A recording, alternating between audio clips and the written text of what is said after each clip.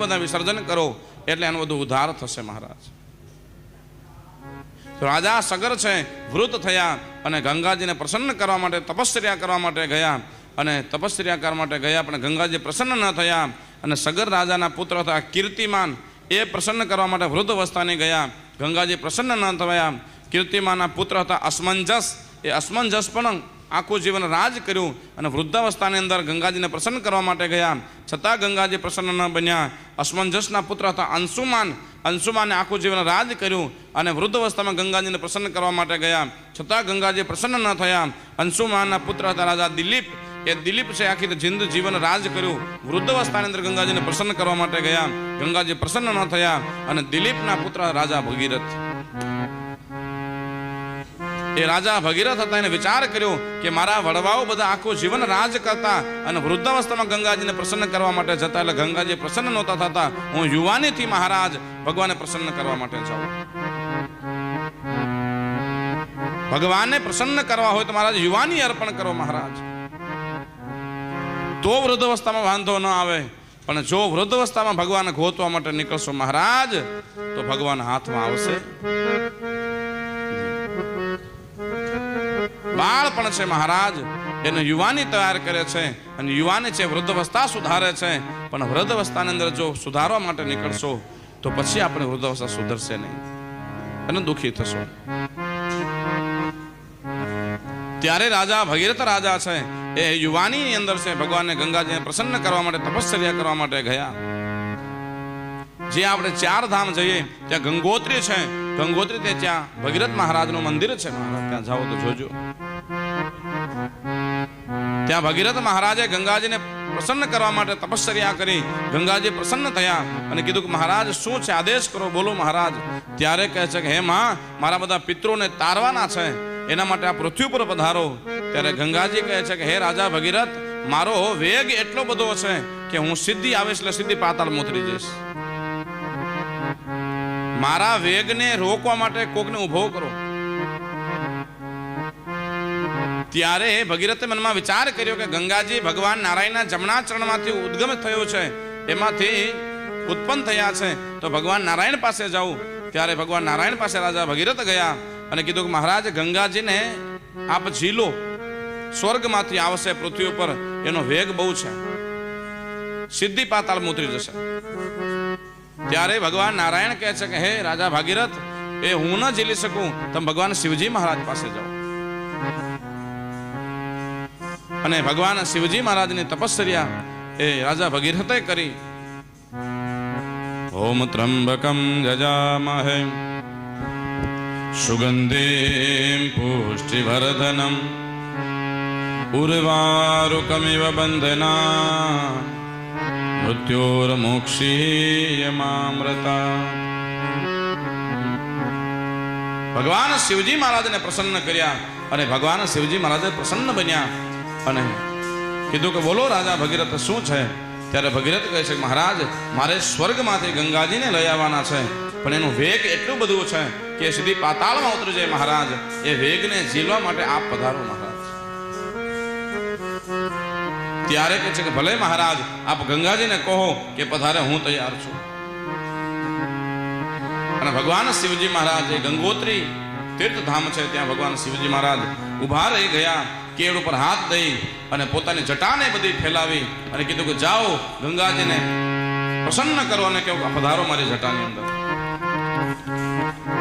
અને રાજા ભગીરથ છે ગંગાજીનો હાથ જોડી અને ગંગાજીનું ધ્યાન કરવા લાગ્યા, પ્રાર્થના કરવા લાગ્યા, હે મહારાજ, હે ગંગાજી આપ પધારો મહારાજ.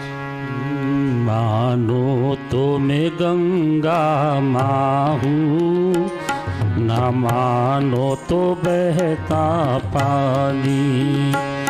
માનો તો મેં ગંગા માહું, ના માનો તો બહેતા પાની.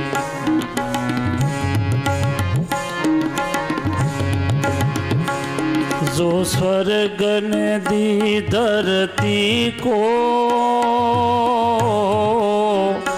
मैं हूँ प्यार की वही निशानी. मानो तो मैं गंगा माँ हूँ, न न मानो तो बहता पानी, मानो तो मैं गंगा माँ हूँ, न मानो तो बहता पानी। ગંગાજીને પ્રસન્ન કરે છે, સ્તુતિ કરી મહારાજ, હે ગંગા મૈયા પધારો, ગંગા સિંધુ સરસ્વતી જમુના ગોદાવરી નર્મદા કાવેરી સરયુર મહેન્દ્ર તનયા ચરમણપતિ વેદિકા क्षिप्रा वैत्रवती महास्वर्णदी ख्याता गया गंडकी पूर्णा पूर्ण जले समुद्र सहिता कुर्यात सदा मंगल। हे गंगा, गंगा जगत नु कल्याण करवा वाला छो, सदा मंगलकारी छो महा। हे गंगा मैया पधारो, हमारा पितरों ने तारो। युग युग से मैं बहती आई नील गगन के नीचे,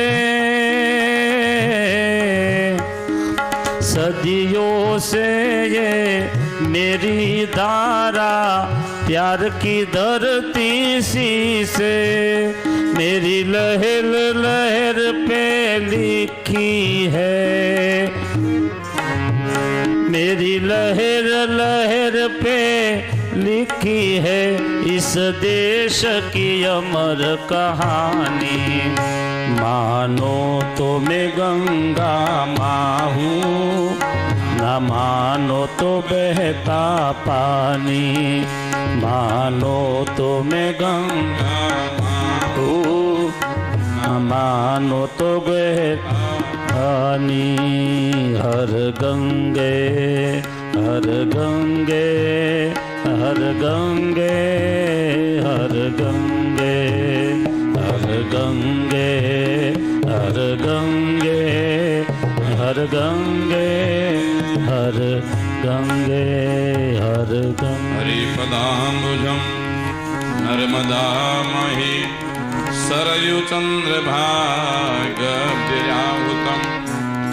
जलजवासितं स्नान हेतवे गिरिशगुह्यतां अर्पितं जलम।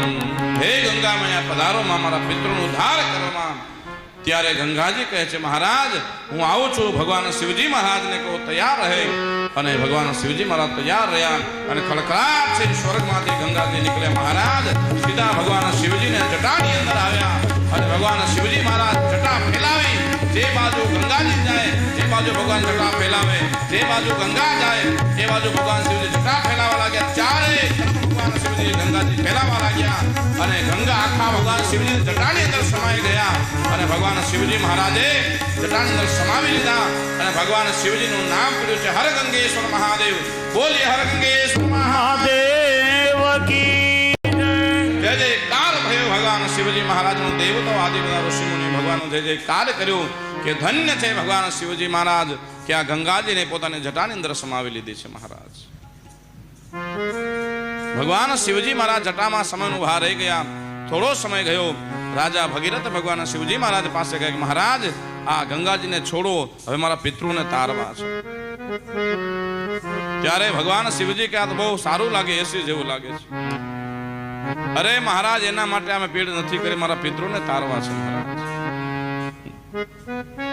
ત્યારે ભગવાન શિવજી મહારાજ કેવલ એક જટા ખોલી અને એમાંથી એક બિંદુ ખાલી પાડ્યું। એ આ બધી ગંગા વહે છે ને ખાલી એક જ ભગવાનનો બિંદુ છે।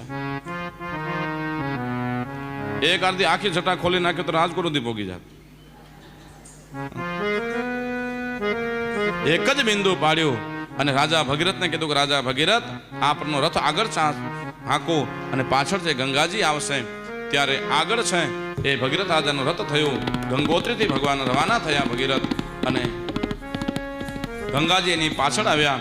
આગળ જતા જતા રસ્તાની અંદર એક જોહુ નામના ઋષિ હતા, એ તપશ્ચર્યા કરતા હતા, અને જોહુ નામના ઋષિ રાજા ભગીરથ તો આગળ નીકળી ગયા, પાછળ ન જોયું। આ જોહુ ઋષિને તરસ લાગતી હતી, ગંગાજીને લઈને પી ગયા। રાજા ભગીરથ પાછળ ન જોયું ઘણી વાર સુધી, પછી પાછળ જોયું તો પાછળ ગંગાજી દેખાણા નહીં। ફરી વાર આવ્યા, કીધું ગંગાજી ક્યાં ગયા? ત્યારે જોહુ નામના ઋષિ બેઠા હતા, એને કીધું મહારાજ ગંગાજી જોયા તમે? કે મેં જોયા નથી ભાઈ। અરે મહારાજ મારી પાછળ હમણાં વેણ આવતા હતા, એ કે એ ગંગાજી હતા? કે હા, એ તો પી ગયો। અરે મહારાજ આપના પીવા માટે આમ નથી કે માથાકૂટ કરી મારા પિતૃને તારવા છે, મહારાજ એને કંઈક રસ્તો આપો, ફરી વાર પાછા આપો। ત્યારે જોહુ નામના ઋષિએ પોતાના કાનમાંથી ગંગાજીને કાઢ્યા અને નામ પડ્યું જાહ્નવી. ત્યાંથી